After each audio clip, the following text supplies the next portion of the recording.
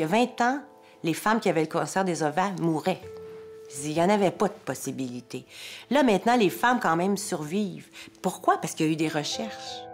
Une statistique, c'est pas une condamnation. Et moi, j'ai décidé que ça serait ça.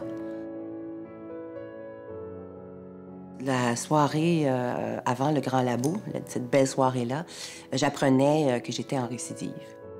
J'étais un petit peu découragée parce que tu fonctionnes par rapport à ce que tu as déjà vécu. Puis la première fois que j'ai vécu la chimio, j'ai pas trouvé ça très agréable. J'avais perdu mes cheveux, j'avais perdu mes sourcils, mes cils, mon énergie, puis tu dors mal. Tu sens la mort plus facilement. Cette chimio-là semblait dire que les effets secondaires étaient moins difficiles et je le jure, c'est beaucoup moins difficile. Ça a été une chimio très facile que j'ai eu à vivre.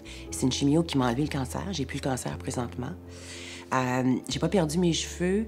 J'avais beaucoup d'énergie. Je dormais bien. C'est grâce à la recherche, finalement, que j'ai pu recevoir ce traitement-là. Ta vie reprend dès que tu as fini ta chimio. Autrefois, ta vie reprenait pas, il fallait que les cheveux repoussent. Mais moi, ma vie a continué. Et ça a fait aussi que j'ai pu, un mois et demi après la fin de mes traitements, recommencer à travailler. On se retrouve ici dans les studios de Temps de vie. C'est ici qu'on crée une illusion pour les gens. On crée un divertissement. Par contre, je regarde au CHUM le docteur Diane Provencher, docteur Anne-Marie Mesmasson. Eux autres, ils créent notre espoir.